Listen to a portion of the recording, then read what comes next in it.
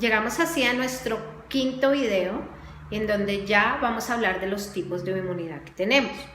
Tenemos una inmunidad primaria, y si hay una inmunidad primaria debe haber una inmunidad secundaria. La inmunidad primaria es lenta, es el primer contacto con el antígeno, es poco específica y, como habíamos dicho, se caracteriza más porque la inmunoglobulina que predomina es la inmunoglobulina M. Son células vírgenes, quiere decir que antes no habían desarrollado ninguna actividad y a través de ellas se empieza a generar la memoria inmunitaria. El tipo de inmunidad secundaria se produce ya en el segundo contacto. Como ya se conocía ese antígeno, entonces la respuesta es mucho más rápida, es más intensa, es más específica y, como dijimos en el video anterior, ya no está mediada por inmunoglobulina M, sino por inmunoglobulina G. Estas células de memoria que empiezan a formarse, entonces también nos van a llevar a que podamos tener una respuesta que sea activa o pasiva. Activa si las células y los anticuerpos de ese sistema inmunológico del individuo están funcionando y van dejando como una información para que la memoria, para que la próxima vez que entre en contacto el antígeno ya haya una memoria. Y pasiva cuando esos anticuerpos no los produce el propio cuerpo, quiere decir que están siendo administrados de una forma endógena. Pero entonces, ¿cómo hago yo o cómo hace mi cuerpo para que estas células se comuniquen entre sí o para que sepan en qué momento deben estimular a su vecino para trabajar? Y esta es la pregunta del millón. Entonces, para hablar de eso, tenemos que tener bien claro que yo puedo tener una respuesta inmunológica que es natural y que es activa. Entonces es, por ejemplo, la infección por un neumococo o una hemófilis que causó una neumonía, o puedo tener una respuesta inmunológica natural pero pasiva, que es cuando ya había estado en contacto, no es mi primera neumonía, es la segunda, y entonces es una reinfección, es pasiva porque ya los anticuerpos estaban ahí, pero es natural porque fue mi cuerpo el que lo produjo. O puedo tener una respuesta inmunológica artificial pasiva, que es lo que más se está utilizando hoy en día y es tal vez la herramienta a la que se están enfocando los tratamientos, y es aplicar un suero con anticuerpos de alguien que ya haya sido infectado y haya desarrollado anticuerpos, o una respuesta inmunológica artificial activa, que es la que más conocemos, que es la vacunación, que puede ser o con gérmenes atenuados o con proteínas de estos mismos gérmenes.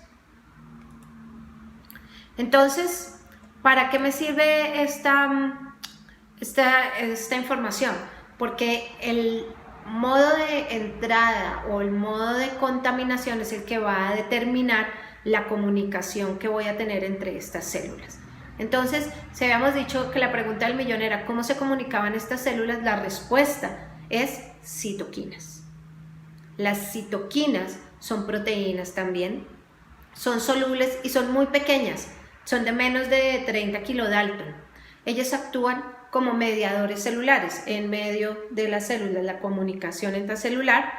Y las citoquinas son secretadas por distintos tipos de células. Entonces las citoquinas, digamos que una célula puede mandar información a otra a través de un mensajero que es la citoquina.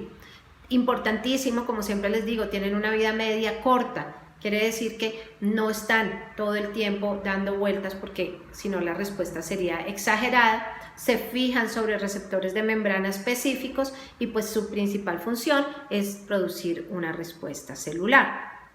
Entonces, dentro de estas citoquinas es importante que sepamos que se clasifican igual que las hormonas porque actúan muy parecido a las hormonas. Entonces son de respuesta autocrina, quiere decir que la citoquina actúa sobre la misma célula, de respuesta paracrina, o sea que actúa sobre la célula que está inmediatamente al lado, que está en el lugar de la secreción, o en forma endocrina cuando llega a regiones muy distantes, y para llegar a estas regiones distantes lo hace a través ya sea o del plasma o de la sangre y actúa en diferentes tejidos. Escuchen, una sinfonía perfecta. Escuchamos cómo cada instrumento entra en el momento que debe ser y ninguno le quita protagonismo a otro. Así actúan también las citoquinas. Entonces, el mecanismo de acción de las citoquinas inicia con la transducción o con la información genética que de una u otra manera hace que las células cumplan diferentes funciones, ya sea que se preparen para reproducirse o que empiecen a reproducirse o que se diferencien en una línea celular determinada o que ellas mismas empiecen a secretar sus propias citoquinas. Y entonces esto lo que va a hacer es que de una u otra manera nosotros podamos tener la respuesta que necesitamos en el momento que necesitamos, pero que además se autorregule. Eso es muy importante. Esa es la importancia de que este sistema inmune funcione como debe ser. Autorregulación. Las citoquinas van a determinar en qué momento dejan de producir esos estímulos para que las células estén creciendo o estén produciendo nuevas inmunoglobulinas o anticuerpos. Entonces, dentro de estas características de multiplicación tenemos pleiotropía, que quiere decir que van a causar diferentes efectos en distintas células. Redundancia, que quiere decir que varias citoquinas ejercen el mismo efecto, y ya vamos a verlo ahora en una gráfica. Sinergismo quiere decir que cuando se unen dos o más citoquinas, se potencia el efecto que estoy buscando. Entonces, por ejemplo, la interleuquina 1 y el factor de necrosis tumoral alfa aumentan la liberación de interleuquina 6 y por lo tanto la respuesta inflamatoria es todavía más grande.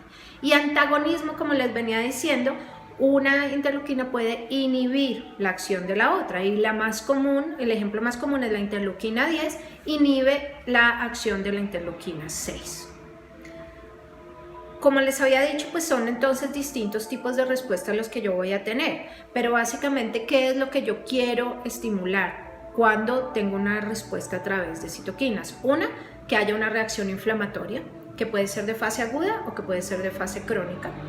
Dos, los procesos hematopoieticos a nivel de la médula ósea. Ellos son los que se encargan de hacer que se reproduzcan ciertas células o hacer que se diferencien esas células, y entonces ahí ya voy a diferenciar mis células, que pueden ser activación de eosinófilos, pueden ser natural killer, puede ser proliferación de más células beta, y que además al diferenciarse esas células beta puedan producir anticuerpos. Entonces ya a partir de esto no solamente es una inflamación, que es algo inespecífico, sino que se va volviendo una respuesta celular específica porque va a actuar sobre X o Y célula especializada. Entonces ya sabemos que el linfocito, y especialmente el linfocito TH, acuérdense que esa H es de helper, el linfocito T helper, que es el mismo CD4, y que ustedes recordarán que CD4, CD8 nos los mencionan mucho cuando estamos hablando de HIV, precisamente. Eso es lo que para que nos sirva como de mnemotecnia y nos acordemos que esto está afectando directamente a la inmunidad celular, y los CD4, digamos que son las células más importantes a nivel de inmunidad celular. ¿Por qué? Porque me están trabajando inmunidad tanto a nivel celular como a nivel humoral. Entonces, cuando hablamos de inmunidad celular, estamos hablando de una respuesta TH1. La respuesta, la primera, TH1, que a su vez está, digamos, dividida en o interferón, el interferón gamma, que sería una respuesta inmune, o el factor autocrino de crecimiento celular, que en este caso vamos a ver que está mediado por la interleuquina 2. Entonces, si yo me voy por una respuesta TH1 basada en el interferón gamma, lo que voy a tener es aumento del factor de crecimiento de células T, la producción de células citotóxicas natural killer y la producción de macrófagos. Si yo me voy a una producción de factor autocrino de crecimiento de células T o interleuquina 2, lo que voy a tener es igual factor de crecimiento de células T, células natural killer, pero en este caso específicamente lo que voy a crear son macrófagos antitumorales.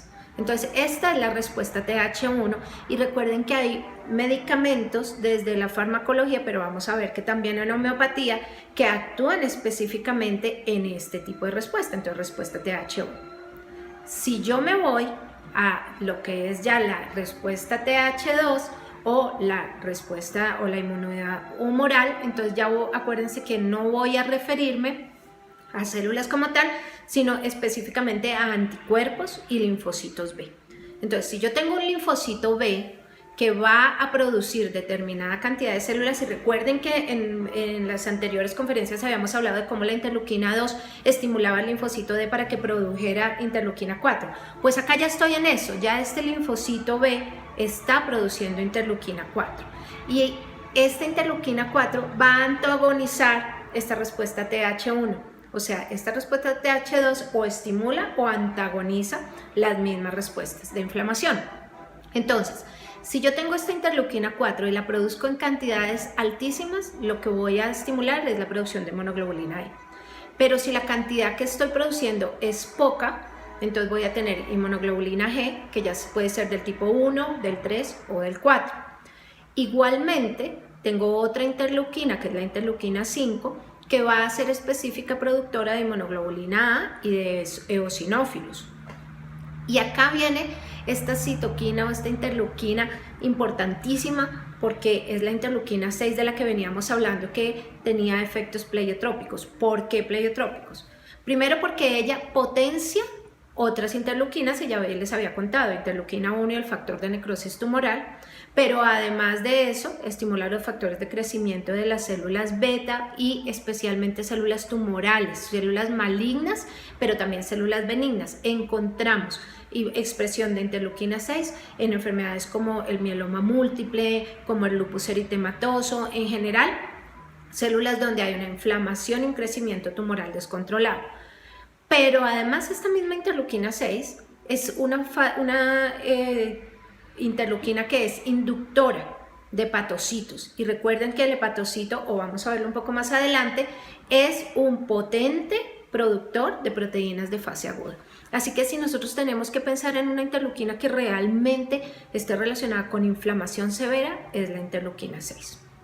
Aparte de esto, tenemos la interleuquina 11, que está relativamente nueva, hasta hace poco se descubrió, y otro tipo de interleuquinas que se clasifican con ellas, como el factor inhibitorio de leucemias, el oncostatin, el factor necrótico ciliar, la cardiotrofina, que en general también actúan sobre el linfocito B, estimulan la diferenciación y la producción de nuevas inmunoglobulinas.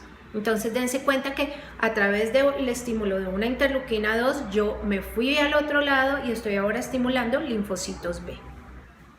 Entonces vemos en esta gráfica que tenemos linfocitos TH1 y linfocitos TH2, que los linfocitos TH1, como habíamos visto anteriormente, se caracterizan por producir interleuquina 2, interferona gamma y factor de necrosis tumoral, mientras que los linfocitos TH2 producen interleuquina 4, interleuquina 5, interleuquina 6, no se les olvide, muy importante, factor de crecimiento transformante beta. Y de pronto lo que me queda por decir acá es que estas células, como les había dicho, se autorregulan entre unas y otras. Entonces los linfocitos TH2, a través de la producción de interleuquina 10, inhiben la producción de linfocitos TH1. Y a su vez, los linfocitos TH1, a través de la producción del interferón gamma, inhiben la producción de linfocitos TH2. También importante que tengamos en cuenta que los antígenos intracelulares son los que más van a estimular la producción de linfocitos TH1, mientras que los antígenos extracelulares son los que van a estimular más la producción de linfocitos TH2. Entonces, vamos a ver que esto nos ayuda a entender por qué hay interleuquinas que tienen efectos inflamatorios y que hay otras que son o detienen este efecto inflamatorio o son antiinflamatorias. Dentro de las proinflamatorias, importante, nuevamente se lo repito, interleuquina 1, interleuquina 6, factor de necrosis tumoral, pero también otras interleuquinas como la interleuquina 8, la interleuquina 12, interleuquina 16. Y de esto que me interesa, como vamos a seguir viendo ahora, los interferones y otros tipos de células que también participan tanto en la inmunidad a través de bacterias como la inmunidad desencadenada por virus, pues ya acabamos a entender que tanto los interferones como las interleuquinas como el factor de necrosis tumoral provienen de estas líneas celulares y que es a través de estas células que yo estoy desencadenando distintas intensidades de inflamación.